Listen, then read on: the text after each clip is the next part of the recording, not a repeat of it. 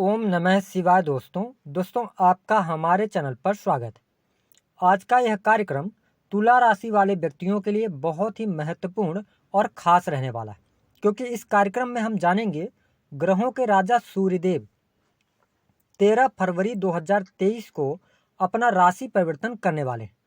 तो सूर्य के इस राशि परिवर्तन का तुला राशि वाले व्यक्तियों के जीवन पर क्या प्रभाव पड़ने वाला है, सूर्य का यह गोचर आपको कौन सी 3 बड़ी खुशखबरी देगा, वही कौन सी 2 बड़ी सावधानी आपको रखनी होगी।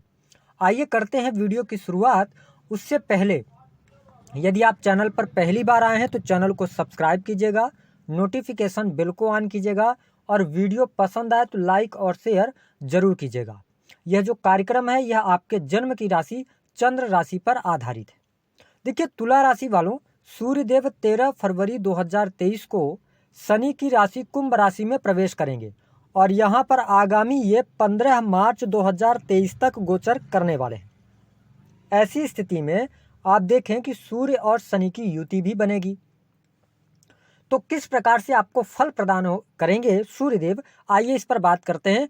उससे पहले यह भी जानना जरूरी है कि सूर्यदेव को किन चीजों का कारकत्व प्राप्त है। तो देखिए हमारे ज्योतिष शास्त्र में इन्हें ग्रहों का राजा कहा जाता है। सूर्य को आत्मा, पिता, मान सम्मान, सरकारी क्षेत्र, राजनीतिक क्षेत्र, पद प्रतिष्ठा, यश, कीर्ति है ना, साथ ही शरीर में पाए जाने वाली हड्डियां, इम्यून सिस्टम, बायां नेत्र, इन सभी चीजों का कारकत्व प्राप्त है। तो अब आइए जानते हैं कि सबसे पहले सूर्य का यह गोचर आपके लिए स्वास्थ्य के लिहाज से कैसा रहेगा।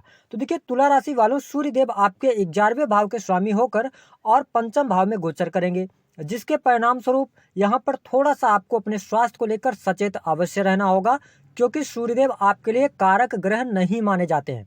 ऐसी स्थिति में यदि आप इस समय अवधि के दौरान अपने खान पान पर नियंत्रण आप नहीं रखते हैं तो कहीं ना कहीं से आपको अपच, पेट से संबंधित, लीवर से संबंधित कोई ना कोई प्रॉब्लम क्रिएट हो सकती है। इसलिए यदि आप तुला राशि वाले हैं तो इस दौरान आपको अपने खान पान पर नियंत्रण रखकर चलने की सलाह ग्रह सितारे दे रहे हैं। इसके साथ ही अगर हम बात करें तो करियर के मामले में यहाँ पर सूर्यदेव आपको बेहतर परिणाम देने वाले हैं। जो तुला राशि वाले जातक अथवा जातिका हैं, सरकारी क्षेत्र से जुड़े हुए हैं, सरकारी क्षेत्र में आपको अच्छा खासा लाभ प्राप्त होने जा रहा है। सरकारी क्षेत्र में रुके अथवा पेंडिंग काम भी आपके बन जाएंगे। साथ ही यदि काफी लंबे समय से किसी भी प्रकार का कोई भी काम आपका सरकारी क्षेत्र में अटका हुआ था तो वह भी इस सूर्य के गोचर अवधि के दौरान अवश्य पूर्ण होने वाला है। साथ ही जो तुला राशि वाले जातक प्राइवेट सेक्टर के अंदर वर्क कर रहे हैं, आप यदि प्राइवेट सेक्टर के अंदर जॉब कर रहे हैं, जॉब में काफी लंबे समय से आप परिवर्तन करने का मन बना रहे थे, यह जो समय अवधि होगी यह परिवर्तन के लिए आपके लिए बहुत ही उपयुक्त रहने वाली है। यदि नौकरी में आप बदलाव करना चाहते हैं उसके लिए समय बहुत ही अच्छा दिखाई दे रहा है। साथ ही नौकरी में बदलाव की भी स्थितियां आपके जीवन में अवश्य बनने वाली हैं। जो तुला राशि वाले जातक नई नौकरी प्राइवेट सेक्टर के अंदर प्राप्त करना चाहते हैं उनके लिए भी काफी अच्छे योग बने हुए हैं, आपको लाभ अवश्य प्राप्त होगा। साथ ही अगर देखा जाए तो इस समय अवधि के दौरान विद्यार्थियों को थोड़ा सा सचेत रहकर चलने की सलाह ग्रह सितारे दे रहे हैं, क्योंकि शनि और सूर्य की युति आपके पंचम भाव यानी कि शिक्षा के भाव में बनने जा रही है, जिसके परिणाम स्वरूप इस राशि के जातकों को पढ़ाई में अच्छी सफलता प्राप्त करने के लिए कड़ी मेहनत करने की आवश्यकता रहेगी। कहीं ना कहीं से आपको मानसिक तनाव हो सकता है शिक्षा को लेकर, तो यहाँ पे अपने शिक्षा पे आपको ज्यादा कंसंट्रेट करने की आवश्यकता अवश्य रहने वाली है। साथ ही तुला राशि वालों, यदि हम बात करें आपके लिए यहाँ पर व्यवसायिक जीवन की स्थिति, तो व्यवसायिक जीवन के लिहाज से वैसे समय बहुत ही अच्छा रहने वाला है। आप यदि कोई नया बिजनेस शुरू करना चाहते हैं बिल्कुल कर सकते हैं, क्योंकि शनि और सूर्य की युति जब भी बनती है तो नए काम कारोबार के लिहाज से वो अच्छी रहती है। अब देखें कि शनिदेव आपके पंचम भाव में है, सूर्य की युति रहेगी, शनिदेव की तीसरी दृष्टि आपके सप्तम भाव पर पड़ रही है। इस दौरान यदि आप पार्टनरशिप करना चाहते हैं तो उसके लिए समय उपयुक्त नहीं है। बाकी आप अपना बिजनेस कर रहे हो उसमें आपको लाभ अवश्य देखने को मिलने वाला है। बहुत सारे तुला राशि वाले ऐसा भी कर सकते हैं कि अगर आप जॉब में हैं तो आप जॉब के साथ में कोई साइड बिजनेस भी शुरू करना चाहेंगे, जहां पर आपको सफलता अवश्य प्राप्त होने वाली है। साथ ही यदि हम बात करें प्रेम संबंध की स्थितियां, तो देखिए तुला राशि वालों, प्रेम के मामले के लिए जो समय है ना आपके लिए बहुत अच्छा रहने वाला है, लेकिन इसको समझने की आवश्यकता है कि यदि आप पहले से रिलेशनशिप आपके अंदर है। अगर आपका पहले से रिलेशनशिप चल रहा है, अगर उसमें किसी भी प्रकार के वाद विवाद करके आप तोड़ना चाहते हैं तो यह आपकी सबसे बड़ी भूल होगी। यहाँ पर आपको पुराने प्रेम संबंध के साथ ही आगे बढ़ना चाहिए, क्योंकि इस समय अवधि के दौरान नए प्रेम संबंध में यदि आप आते हैं तो प्रेम संबंध के अंदर आ तो जाएंगे, लेकिन वह लॉन्ग टर्म तक आप उस रिलेशन को सरवाइव नहीं कर पाएंगे। इस बात का आपको ध्यान देना है। तो आप अपने लव और रिलेशनशिप को लेकर थोड़ा सा सचेत होकर जरूर चलें। साथ ही यदि हम बात करें संतान की स्थिति की, तो संतान के करियर को लेकर, संतान के शादी विवाह को लेकर, उन चीजों में आपको शुभता अवश्य देखने को मिलने वाली है यदि आपकी संतान है तो। साथ ही अगर देखा जाए तो आपके लिए यहाँ पर पारिवारिक जीवन की भी स्थिति बेहतर बनी हुई है। घर परिवार के लोगों का सहयोग और सपोर्ट भी आपको प्राप्त होने वाला है, तो ये स्थिति बेहतर है। साथ ही आप किसी शादी अथवा पार्टी समारोह में जा सकते हैं, ऐसी स्थितियां बन रही है। अब देखिए कि तुला राशि वालों, यह जो समय अवधि है, सबसे इंपॉर्टेंट अवधि आपके लिए यहाँ पर धन के लिहाज से रहने वाली है।